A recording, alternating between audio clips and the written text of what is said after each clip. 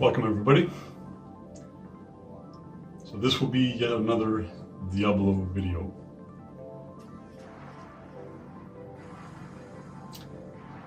Everyone has put in their 2 cents about what happened at the recent BlizzCon 2018. And it was very interesting and lackluster to say the least. I am very disappointed,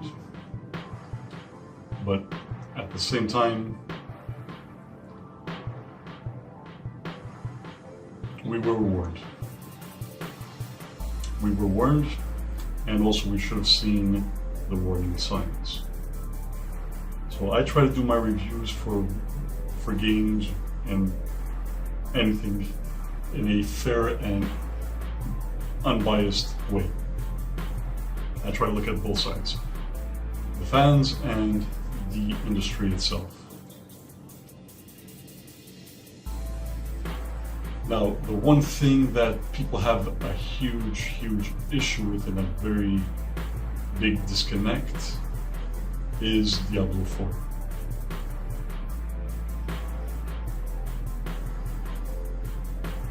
If you're a Diablo fan, you're a Blizzard fan,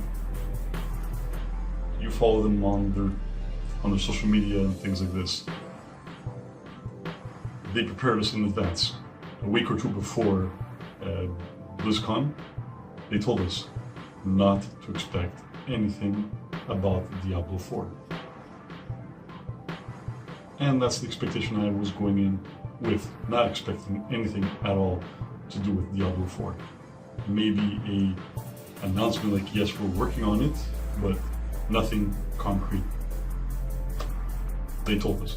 Everybody triggered and raging over, oh, where's my Diablo 4? Where's my Diablo 4? Shut up.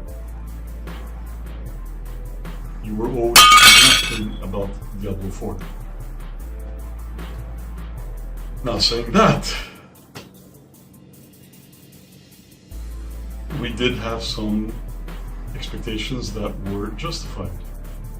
Expectations that were justified was something either in regards to Diablo 3 expansion, like another character or introducing a new dungeon, for example. We would have been perfectly happy with that. Hell, I was looking forward to that as well.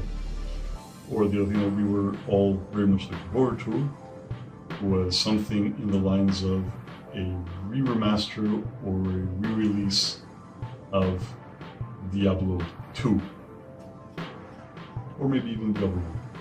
But we were all expecting something in the vein of Diablo 2 or Diablo 3 to tie us over until Diablo 4, which is a little bit further down the line.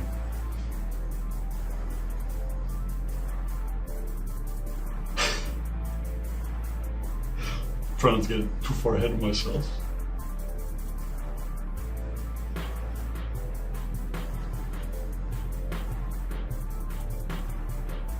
Why trying?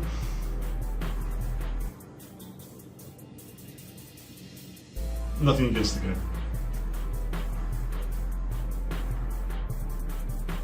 But how Blizzard can have such a disconnect and be so out of touch with what their fans want? The ceiling, man. The ceiling.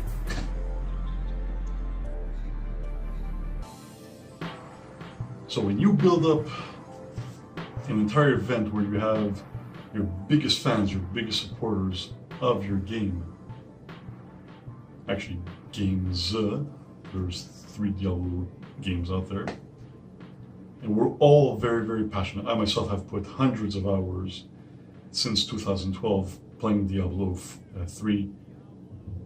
I got on day 1 when it first came out on PC. I got the Legendary Collection, that huge, nice, big black box. And then also, I got it on my PlayStation 3 when that finally came out. And when you know it, I also got it on my PlayStation 4. And that's what I've been playing it on for the past 2 years, religiously.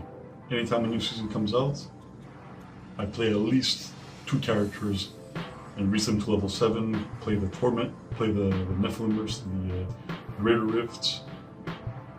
My characters, I think, are at, the non-seasonal characters are at almost 3,000, level 3,000.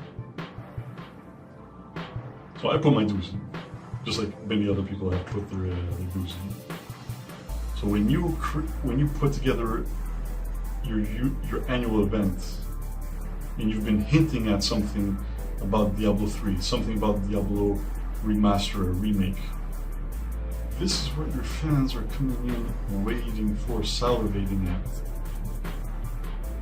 And the tension, like the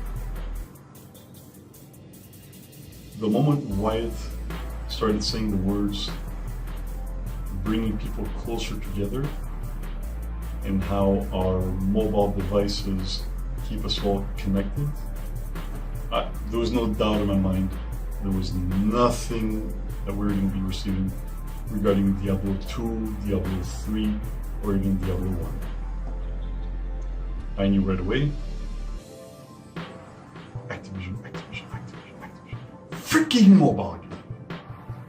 Diablo Immortal.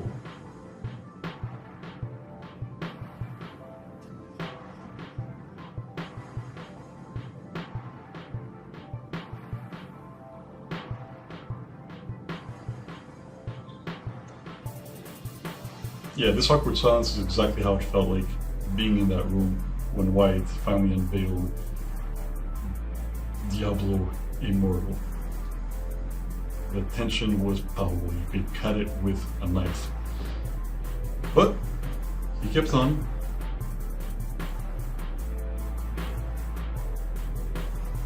None of us were expecting a Diablo free-to-play mobile game. Now, we had some amazing reactions in the audience. The guy about going on about, is this an out-of-season April Fool's joke? 100% merited. I don't think he was rude or disrespectful in saying that, because we were caught completely off guard. This was completely out of left field. Then you had the other great question. Are we going to get our hands on this on PC? What was the answer? No. No. Why? Because don't we all have smartphones? Yeah, we do.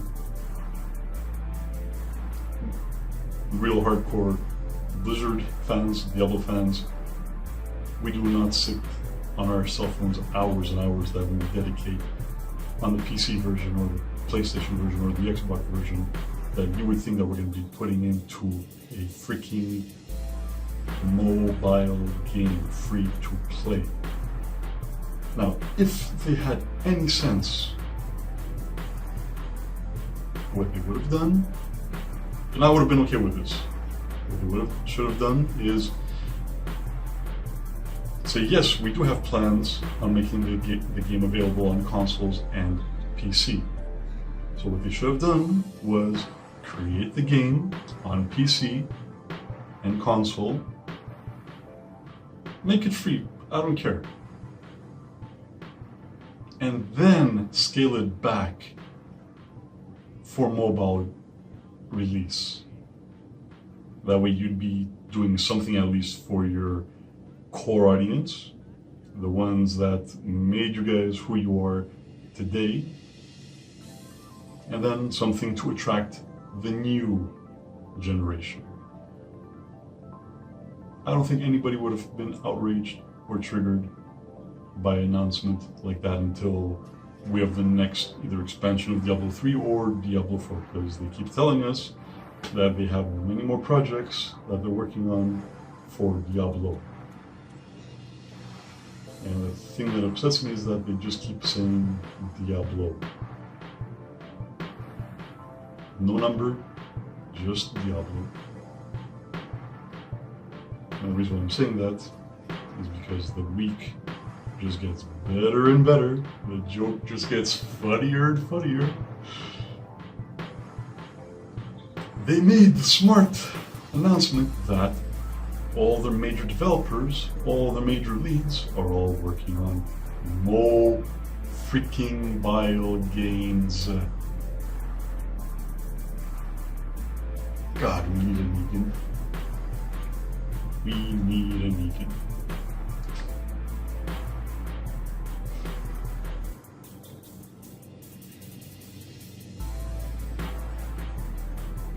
So we should have all expected something down the line regarding something that would be free to play or something that would be on mobile devices. Especially when considering two things.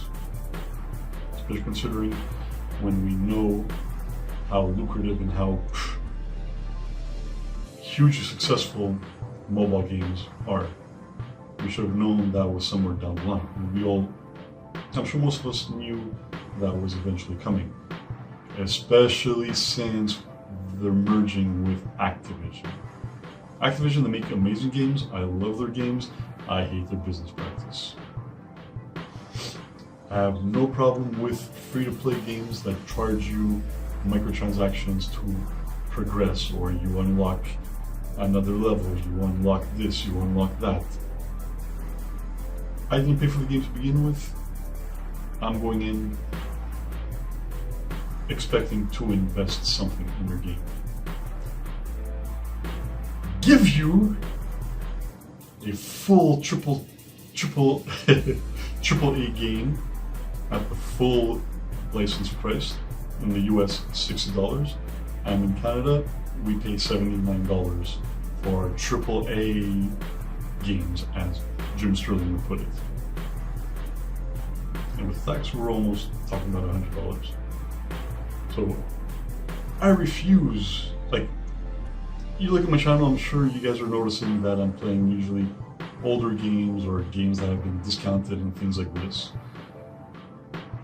I'm not going to support an industry that charges you full priced games, premium games, and then lock you into microtransaction after microtransaction. And the most egregious thing, if you want to finish a game, you gotta buy the expansion a la Deus Ex to actually finish the game. Like,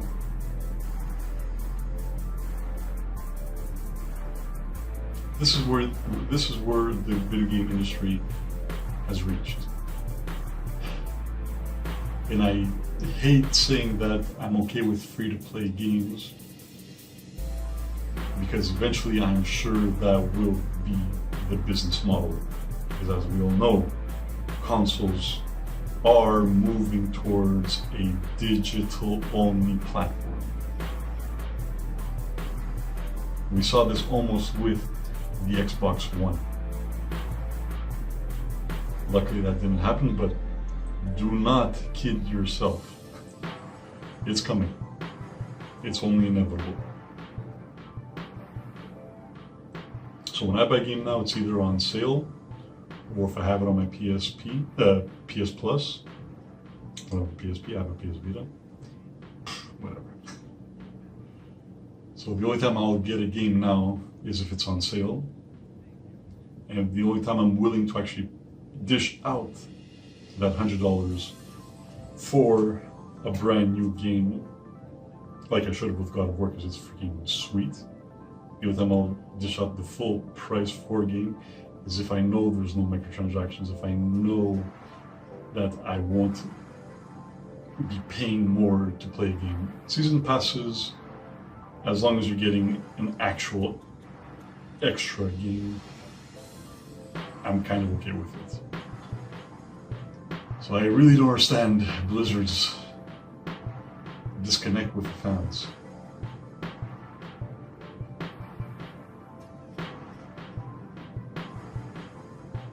In China, yes, the mobile industry is booming. It is huge. Many people play on their cell phones.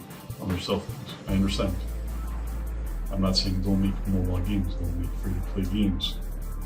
but do not gather thousands and thousands of your biggest fans traveling across the world to attend your event to show you guys respect and then slap them in the face with a free-to-play mobile game.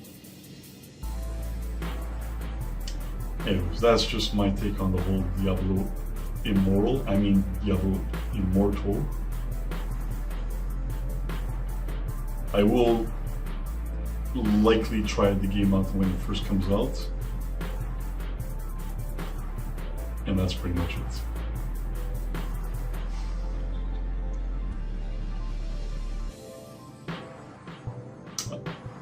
I do view things in a fair way. In my opinion, this is the first time that Blizzard or Diablo has let me and the fans down. I'm going to give them another shot. I love the series too much to say, you know what, you guys screwed up so huge, so bigly, that I'm not going to give you another chance. No, I'm going to wait for the next Diablo release, and if it's a Diablo that does not have microtransactions, and it's a Diablo that I'll dish out money to purchase the full game, I will be there on day one. But that very much depends on if this is your first mistake for a long time. Everybody makes mistakes. EA just doesn't make mistakes anymore, they just have a pattern now. They have a habit. Which is why I don't support EA anymore. Apart from free Destiny 2! So, I am gonna purchase your next game. And I really, really hope next BlizzCon you guys step it up and realize we are not here to play on our cell phones. I'm here to record this video on my cell phone, but I'm not here to play video games for hundreds of hours on my cell phone. So thank you very much everybody for tuning in. Oh, you know what? Actually, I want to promote something. Most people who are fans of Diablo are also fans of Rhykker. So I'll link Rhyker's review of his experience at BlizzCon 2018. It's a long video. You don't have to watch the whole thing, skip through a few parts, but I give this guy a lot of respect. He is my go-to channel for Diablo-related things. And I think he did one of the greatest reviews. Open, just. Yeah, open and just. So, again, that's Rhykker, or as he would say it, this is Rhykker. So, thank you very much everybody again for tuning in. Leave your comments below, like, share the video, and if you're inclined, subscribe. GiggaVega out.